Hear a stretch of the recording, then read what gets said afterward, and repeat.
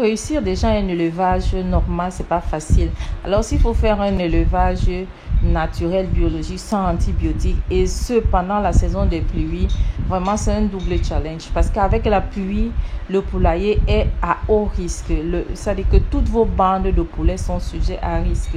Vous savez, avec la pluie, avec le vent, avec le froid et les litières qui sont en permanence mouillées, vraiment c'est un challenge encore beaucoup plus élevé. Dans cette vidéo, je vais vous montrer les astuces que j'utilise et les points sur lesquels il faut faire très attention lorsqu'on est en saison de pluie.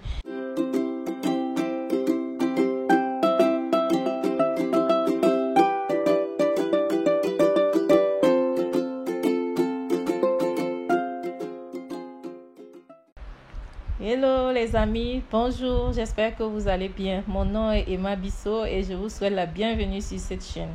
Sur cette chaîne, je vous parle d'élevage, je vous parle d'agriculture, je vous montre comment traiter vos animaux de manière naturelle et efficacement.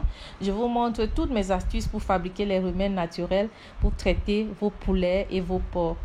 Si ces sujets vous intéressent, abonnez-vous, partagez ces vidéos, abonnez-vous et surtout, laissez-moi un commentaire pour me dire ce que vous en pensez. Le premier conseil s'applique, c'est le chauffage. Le chauffage, c'est la première phase par laquelle vos poussins vont démarrer. Donc, lorsque vos poussins arrivent, veillez vraiment à ce que, avant même qu'ils soient installés, le poussin, la salle a été déjà préalablement chauffée. Il ne faut pas que quand les poussins viennent, qu'ils restent d'abord dans le froid. Il faut que vous préparez la salle, ne serait-ce que 24 heures avant. Et lorsque les poussins arrivent, ils sont confortablement installés. Installez les poussins au chauffage.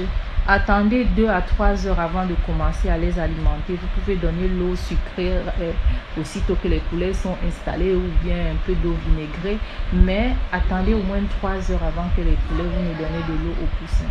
Donc le premier indice ici, le premier conseil ici que je vous donne, c'est vraiment de réussir le chauffage. Parce que ça, c'est la première phase, la première condition pour être sûr que vous aurez au bout des poulets au poids commercial. Vous savez déjà que la coccidiote est difficile à gérer déjà en saison sèche. En saison de pluie, c'est encore pire.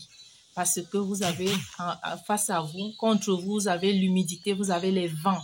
La pluie n'entrera peut-être pas dans votre bâtiment, mais vous aurez les vents. Les vents vont apporter l'humidité. Et en apportant l'humidité, vont apporter les bactéries et les virus. Donc, maintenant, ça va faire que la zone de confort de vos poussins est vraiment déstabilisée. Vous allez vous retrouver avec des poussins parce qu'ils ont froid. La coccidiose va augmenter parce que les litières ne sont pas suffisamment sèches. La coccidiose va commencer à se développer. Donc, vous devez commencer à gérer la coccidiose très tôt.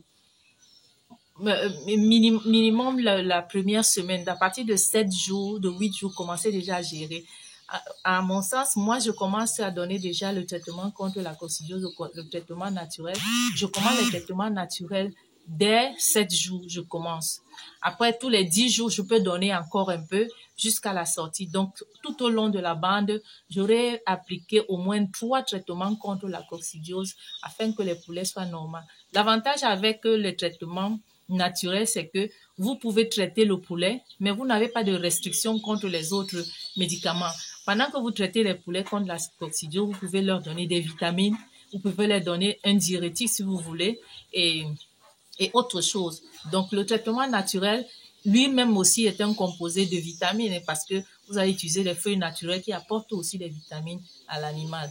Donc, soignez le poulet contre la coccidiose. Prévenez, faites la prévention, surtout la prévention, pour ne pas tomber dans le cas vraiment de coccidiose grave. Parce que quand ça arrive et que ça s'aggrave, c'est dangereux pour vos poulets.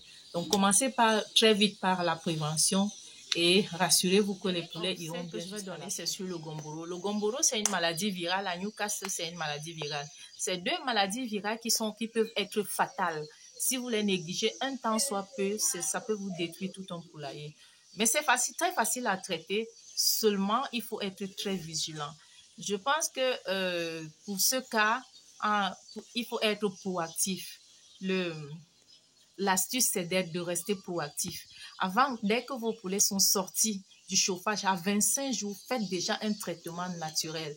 Moi, si j'avais un conseil à donner, c'est que même si vous avez vacciné vos poulets de manière chimique, à 25 jours dès la sortie du poulailler, faites un traitement naturel contre les maladies de Newcastle et du Gumboro. Ce sont deux maladies virales, mais qui pratiquement ont le même traitement. Moi, j'ai traité ces deux maladies de la même façon et ça a toujours marché. Donc, je commence le traitement à 25 jours. Dès la première sortie, dès la sortie du chauffage, je fais à 25 jours. À 35 jours, je répète le traitement et puis c'est bon. Ces deux traitements, déjà, c'est comme si c'est les vaccins. C'est les doses d'entretien, c'est les doses de prévention. Donc, je pense même qu'on peut considérer ça comme si c'était les vaccins. De toutes les façons, moi, je n'utilise pas les vaccins de la pharmacie. Je ne les utilise pas. Je traite, je préviens comme ça la coccidiose et je la traite aussi de cette manière. Je ferai plus tard, je ferai très prochainement une vidéo sur comment est-ce que je traite le Gumboro et comment est-ce que je préviens. Je vais vous faire cette vidéo-là et je vais vous donner les doses, comment est-ce que ça se passe avec les produits naturels. Donc, pour résumer ce que je dis sur les maladies virales, ces deux maladies-là, commencez la prévention. Parce que même si vous avez vacciné, vous savez que le vaccin est jusqu'à 90%. Ils disent 99%, mais moi, je ne pense même pas que ça arrive jusque-là. Il vous protège peut-être à 90%, mais vous avez toujours 10% de risque de faire la maladie. Et pendant la saison des pluies, ces 10% sont bien plus élevés qu'on ne peut le penser. Parce que c'est souvent les élevages où on a vacciné, on va suivre scrupuleusement les vaccins. C'est dans ces élevages que la catastrophe arrive toujours. Dans la deuxième partie, je vais vous donner les autres conseils que j'ai prévus pour gérer votre élevage en saison de pluie. Pour l'instant,